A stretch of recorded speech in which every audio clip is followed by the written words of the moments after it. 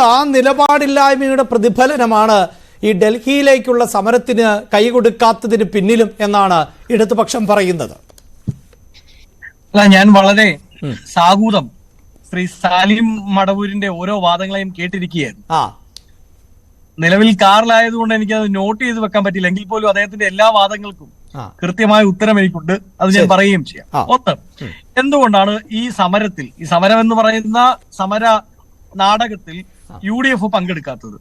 അതിന്റെ വ്യക്തമായ കാരണം, കേരളം ഇന്ന് ഒരു കാലത്തും എത്തപ്പെടാത്ത രീതിയിലുള്ള സാമ്പത്തിക പ്രതിസന്ധിയിലാണ് എന്ന് ആദ്യമായി കേരളത്തോട് ഈ പറയുന്ന മുഖ്യമന്ത്രിയോട് വിളിച്ചു പറഞ്ഞ രാഷ്ട്രീയ പ്രസ്ഥാനത്തിന്റെ പേര് ഇന്ത്യൻ നാഷണൽ കോൺഗ്രസ് എന്നാണ്. കഴിഞ്ഞ ഒരു വർഷം തന്നെ ശ്രീ മുൻ MLA ആയിരുന്ന ശ്രീ ശബരിനാഥിന്റെ അടക്കം നേതൃത്വത്തിൽ KPCC നിയോഗിച്ച സമിതികൾ 2 ധവളപത്രങ്ങളാണ് സാമ്പത്തിക നിലയുമായി ബന്ധപ്പെട്ട് കേരളത്തിൽ അവതരിപ്പിച്ചത്.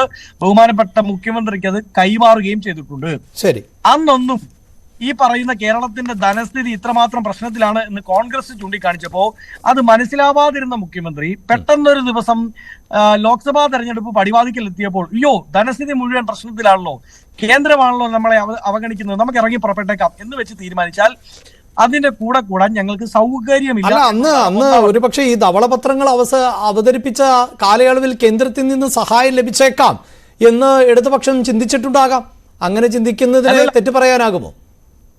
നോ, അതാണ് അഭിലാഷ്, ഞാൻ കംപ്ലീറ്റ് ചെയ്യുമ്പോൾ അത് മനസ്സിലാവും. അതായത് കേന്ദ്ര അവഗണന എന്ന് പറയുന്നത് കേരളത്തിന്റെ സാമ്പത്തിക അവസ്ഥയിൽ ഒരു കാരണമാണ്.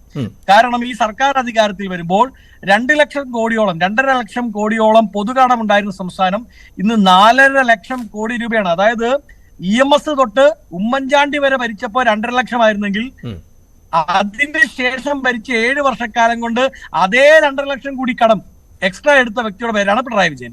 ഒന്ന്, കേന്ദ്ര അവഗണന ഉണ്ടെങ്കിൽ എന്താണ് ആദ്യം ചെയ്യേണ്ടത്?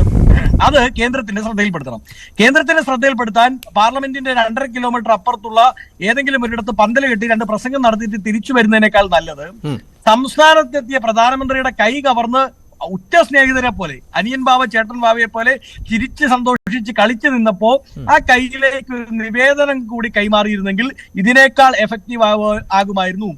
ആക്ഷൻസ് വിത്ത് എഫക്റ്റീവ് റിയാക്ഷൻ, അങ്ങനെയുള്ള ഒരു സമരത്തിൽ പങ്കെടുത്തിട്ടേ അല്ലെങ്കിൽ അങ്ങനെയുള്ള ഒരു ആക്ഷൻ സ്വീകരിച്ചാൽ മാത്രമേ കേന്ദ്ര അവഗണനയ്ക്കെതിരായിട്ട് നമുക്ക് മുമ്പോട്ട് പോകാൻ പറ്റൂ. ഒന്ന്. 2, ഈ കേന്ദ്ര അവഗണന സംസാരിക്കാൻ പറ്റുന്ന മറ്റൊരു വേദി ഏതാണ്? അത് GST കൗൺസിലാണ്.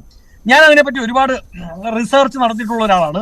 GST കൗൺസിലിൽ കഴിഞ്ഞ 4 വർഷക്കാലത്തിനിടയിൽ കേരളത്തിന്റെ ധനകാര്യ വകുപ്പ് മന്ത്രിയാണ് GST കൗൺസിലിൽ കേരളത്തെ റെപ്രസെന്റ് ചെയ്യുന്നത്. അദ്ദേഹം വേണമല്ലോ ഈ കാര്യം പറയാൻ.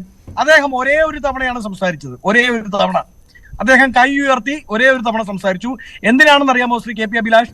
അന്ന് സുപ്രീം കോടതി GST കൗൺസിലിനോട് പറഞ്ഞു, GST ഇനത്തിലേക്ക് പെട്രോളിയം പ്രൈസസ് GSTയിൽ ഉൾപ്പെടുത്തുന്നതിൽ GST കൗൺസിലിന്റെ സംസ്ഥാനങ്ങളുടെ കേന്ദ്രത്തിന്റെ അഭിപ്രായം എന്താണ് എന്ന് ചോദിക്കുമ്പോൾ നിർമ്മലാ സീതാരാമൻ GST കൗൺസിലിൽ ചോദിച്ചു, എന്താണ് നിങ്ങൾ സംസ്ഥാനങ്ങളുടെ അഭിപ്രായം? ഉടനെ കേരളത്തിന്റെ ധനകാര്യ വകുപ്പ് മന്ത്രി, അതുവരെ മിണ്ടാപ്പൂച്ചിയായിരുന്ന മൗനി ബാബയായിരുന്ന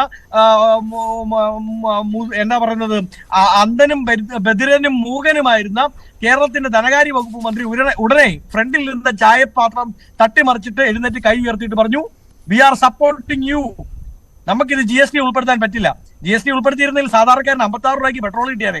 അത് കൊടുക്കരുതെന്ന് പറയാൻ വേണ്ടി മാത്രമല്ലാതെ കഴിഞ്ഞ 3 വർഷക്കാലത്തിനിടയിൽ ധനകാര്യ വകുപ്പ് മന്ത്രി ബാലഗോപാലനാവട്ടെ, അതിനു മുമ്പ് 80 രൂപയ്ക്ക് കേരളം മുഴുവൻ ചിക്കൻ കൊടുത്ത ഇവരുടെ സാമ്പത്തിക ശാസ്ത്രജ്ഞൻ Shri doctor DM Thomas Isaac ആവട്ടെ, ഒരക്ഷരം GST കൗൺസിൽ പറഞ്ഞിട്ടില്ല. രണ്ടാമത്തെ വേദിയാണത്. 3, ശ്രീ സലീം മടിയൂർ പറഞ്ഞു, ഞങ്ങൾ നിയമപരമായി നേരിടും. ആരെ? കേന്ദ്രത്തെ. ഏത് കേസാണ് സാർ കേന്ദ്ര അവഗണനയ്ക്കെതിരെ സംസ്ഥാനം കൊടുത്തിട്ടുള്ളത്? സുപ്രീം കോടതിയിൽ പോയിട്ടുള്ളത്? നിങ്ങൾ പോയി ഗവർണറിനെതിരെ എപ്പോഴാ പോയെന്നറിയാമോ? ബംഗാളും തമിഴ്നാടും ത്രിപുരയും അടക്കമുള്ള വിവിധ സംസ്ഥാനങ്ങൾ സുപ്രീം കോടതിയുടെ പടിവാതിക്കൽ അതാത് ഗവർണർമാർക്കെതിരെ ചെന്ന് നിന്ന ശേഷം ഗവർണറുമായിട്ടുള്ള പോരാട്ടം തുടങ്ങി 2 വർഷത്തിനിപ്പുറത്ത് ഗവർണർ 2 വർഷക്കാലം നിങ്ങളുടെ യൂണിവേഴ്സിറ്റി ബില്ലും ലോകായുക്ത എന്ന് പറയുന്ന അഴിമതി വിരുദ്ധ സംവിധാനത്തിൽ നിങ്ങൾ വെള്ളം ചേർക്കാൻ ശ്രമിച്ചതും അടക്കമുള്ള ബില്ലുകൾ 2 വർഷം പിടിച്ചു വെച്ച ശേഷമാണ് നിങ്ങൾ ഗതികെട്ട് പൊറുതി പൊട്ടി നിങ്ങൾ സുപ്രീം കോടതിയിൽ പോയത്. കേന്ദ്ര അവഗണനയ്ക്കെതിരെ എവിടെയെങ്കിലും നിങ്ങൾ സുപ്രീം കോടതിയിൽ പോയിട്ടുണ്ടോ? പോയിട്ടില്ല. ഇനി മൂന്നാമത് പറയാൻ പറ്റുന്ന വേദി അല്ല. ശ്രീ ബസന്ത്, താങ്കൾ ഒരു അഭിഭാഷകൻ കൂടിയാണല്ലോ. ആ നിലയിൽ അങ്ങനെയൊക്കെ കോടതിയിൽ പോയാൽ തന്നെ അതിൽ എന്തെങ്കിലും കാര്യമുണ്ടാകുമോ? കാരണം കേന്ദ്ര സർക്കാരും സംസ്ഥാന സർക്കാരും തമ്മിലുള്ള ഒരു ഫെഡറൽ സംവിധാനം, അവിടെ ഈ പണ കൈമാറ്റങ്ങൾ ഉൾപ്പെടെ നടക്കുന്നത് കൃത്യമായ പ്രൊസീജിയേഴ്സ് പാലിച്ചുകൊണ്ടാണ്. അതിനെയൊക്കെ സുപ്രീം കോടതിയിൽ പോയി ഫൈറ്റ് ചെയ്യുക എന്നത് അത് സാങ്കേതികമായി നടക്കുന്ന ഒന്നാണോ? അല്ലല്ല, അവിടെയാണ് ഞാൻ പറഞ്ഞത്. ഇനി അത് പോസിബിൾ അല്ലെങ്കിൽ മൂന്നാമത് പറയാൻ പറ്റില്ല. അതാണ് ഞാൻ കംപ്ലീറ്റ് ചെയ്യട്ടെ, ഒരു മിനിറ്റ്. അല്ലെങ്കിൽ അഭിലാഷ്, മൂന്നാമത് പോസിബിൾ ആവുന്ന എവിടെയാണ്? അത് പാർലമെന്റിലാണ്. പാർലമെന്റിൽ ഏതെങ്കിലും LDF MP പോട്ടെ, ഇവരുടെ കനൽ ഒരു തരി ആരിഫോ അല്ലെങ്കിൽ ഞങ്ങളുടെയും DMKയുടെയും പിന്തുണയോടുകൂടി ജയിച്ചു വന്ന തമിഴ്നാട്ടിൽ നിന്നുള്ള 2 MP-മാരിൽ ആരെങ്കിലും ഒരാളെങ്കിലും കേരളത്തിനെതിരെയുള്ള ധന വിനിയോഗത്തിലെ പിടിച്ചുവെക്കലിനെതിരെ സംസാരിച്ചിട്ടുണ്ടോ? ഇല്ല. നാലാമതൊരു പോസിബിലിറ്റി കൂടെ ഉണ്ട്, അവസാനത്തെ പോസിബിലിറ്റി ആണത്. അത് കേന്ദ്ര ധനകാര്യ വകുപ്പ് കണ്ട് കാര്യങ്ങൾ അവതരിപ്പിക്കുക എന്നുള്ളതാണ്. അത് ഇതുവരെ ചെയ്തിട്ടുണ്ടോ? ചെയ്തില്ല. അത് ചെയ്തത് UDF MP-മാരാണ്. ഞങ്ങൾ കഴിഞ്ഞ 3 മാസത്തിന് മുമ്പ് UDF MP-മാർ പോയത് കൊണ്ടാണ്, ഒരു മിനിറ്റ്, UDF MP-മാർ പോയത് കൊണ്ടാണ് ശ്രീ അഭിലാഷ് 3000 കോടി റിലാക്സേഷൻ, ഈ കടമെടുപ്പ് പരിധിയിൽ റിലാക്സേഷൻ കൊടുത്തത്. അപ്പൊ ഒരു പണിയും ചെയ്യാതിരിക്കുക, ഒടുക്കം തെരഞ്ഞെടുപ്പ് വരുമ്പോഴത്തേക്ക് ഒരു ഗിമ്മിക്ക് കാണിച്ചേക്കാം എന്ന് വെച്ചിട്ടുണ്ടെങ്കിൽ ഞങ്ങളുടെ തോളച്ചാരി നിങ്ങൾ PR വർക്ക് ചെയ്യേണ്ട, അതിന് നിന്ന് തരാൻ ഞങ്ങൾക്ക് സൗകര്യം ഉണ്ടാവില്ല. എന്തായാലും പ്രിന്റു വലിയ സന്തോഷത്തിലാണ്. ഞാൻ പ്രിന്റുവിലേക്ക് വരുന്നതിന് മുമ്പ് ശ്രീ ആനന്ദ് കൊച്ചുകുടിയിലേക്ക് കൂടി പോകുന്നുണ്ട്.